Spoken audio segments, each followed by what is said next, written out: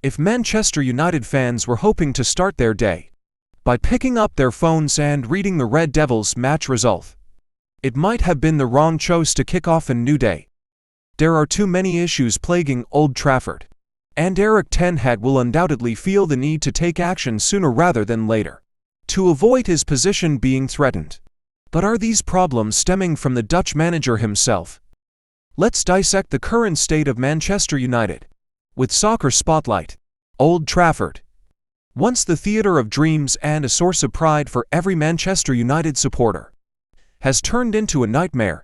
It's the fear of every club visiting Manchester. But even the Red Devils fans might struggle to remember when their home ground became so hospitable to opposing teams. Or, more accurately, it has become a place of nightmares for Manchester United itself. In each game, once hailed as an impregnable fortress, Old Trafford is now a playground for visiting teams.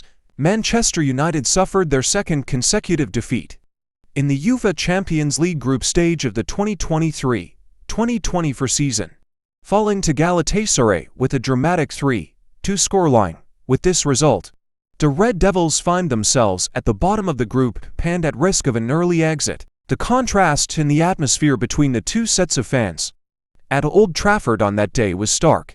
The few Galatasaray supporters in attendance celebrated passionately, while the majority of Manchester United's fanbase created a disconcerting silence. The chaos in the theatre was also evident, as thousands of Galatasaray fans were allowed to sit mixed in with the home supporters. United fans were left bewildered, even concerned for their own safety.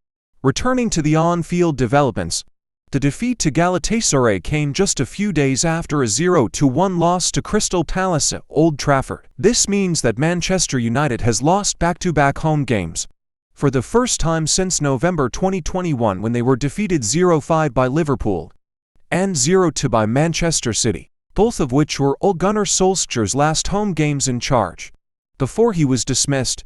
At the time of his departure, United had won just one of their last 7 matches and sat 7th in the league, trailing league leaders Chelsea by 12 points. Currently, under ten Hag's management, United is in 10th place, trailing Manchester City by 9 points. The situation is dire, and the pressure is mounting on the new manager to turn things around quickly. Manchester United's fall from grace at Old Trafford has been nothing short of astonishing, and it remains to be seen if Erik ten Hag can steer the club back on course, or if further changes are needed to salvage the season. 2 weeks ago, at this very place, the home team Manchester United also suffered a defeat at the hands of the visitors Brighton, with a score of 3-1. In the match that took place over the weekend, Erik ten Hag's coaching squad faced the wrath of the home fans at Old Trafford throughout the game, and it's not unthinkable that the Dutch coach could be facing the possibility of being sacked. I can give you the reasons, but you might consider them as excuses. There's no real defense. We need to be more resolute, the Dutch coach said after the game. Manchester United had been unbeaten in 31 home matches before Brighton's victory at Old Trafford 2 weeks ago. They even narrowly escaped with a 1-0 win against Wolves and a 3-2 win against Nottingham Forest earlier in the season. We need to perform better when playing at home.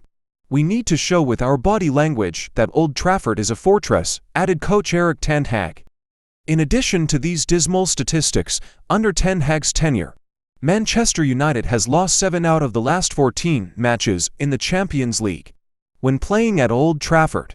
This is indeed a terrible record, and it seems that things are far from being as ten Hag said, when the latest loss couldn't help Old Trafford become a true fortress for the team. Looking at Manchester United's starting lineup, with players like Bruno Fernandes, Marcus Rashford, or Rafael Varane, names not usually associated with the Old Trafford comedy troupe. Yet, when circumstances and opportunities align, they seem to take on the roles of players like Harry Maguire or Phil Jones, causing the Red Devils to suffer painful defeats at home. Why is that? Paul Scholes believes that Manchester didn't play terribly in this match. It's just that they weren't good enough to beat their opponent. One of the shortcomings comes from the defensive line, and the club legend bluntly criticized their defensive performance as a joke. So, if you watch this match, you could count about 3 instances where Manchester United players acted like a joke. The first one came from a through ball by Eriksen towards the position Marcus Rashford was moving towards. The English forward had plenty of solutions to score, but this was one of the most self-assured Rashford versions, and he could have taken a shot with his right foot, left foot, or even his head, as it was a one-on-one situation. However, this turned into a Rashford lacking confidence, and even a pass to Bruno became a clumsy move, missing the opportunity to score. If that had been a goal, everything would have been different for the home team. Two other comical situations occurred. One from Andre Onana with a bewildering pass straight to the opponent's forward, resulting in a penalty and a red card for Casemiro. People talk a lot about Onana's mistakes, but we should also mention the unnecessary foul decision in the penalty area by the Brazilian midfielder. It's worth noting that since moving to Old Trafford, Casemiro has received 3 red cards, while he only received 2 during his time at Real Madrid. Both goals conceded by Manchester United came from defensive lapses, capping off a disastrous day, not just for Onana, but the entire team. If, in the past, many people often blamed David De Gea for not being good with his feet, or occasionally making mistakes, now the focus has shifted to Onana. It's quite evident that the problems of this team may not solely lie with players like Harry Maguire, David De Gea, or Cristiano Ronaldo. It could be due to how the team is organized, the tactical setup by Dutch coach Ten Hag, or some other internal issue that may only come to light if Ten Hag is dismissed. After 2 rounds, Manchester United is at the bottom of the standings. There's still time to improve, but another loss would narrow their chances of advancing significantly. Even in the Premier League, a top 4 spot is slipping further away.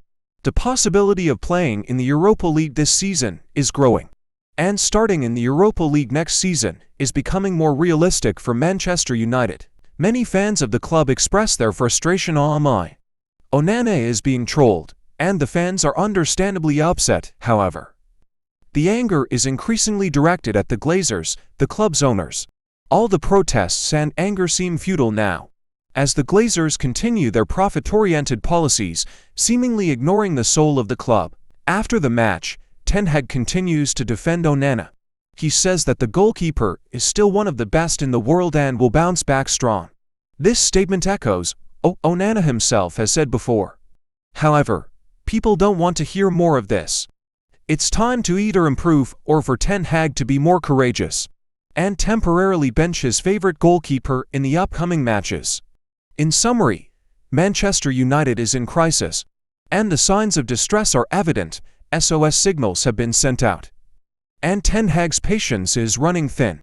At least their upcoming fixtures against supposedly weaker teams offer some hope, but who knows, it might be a burial ground for the team.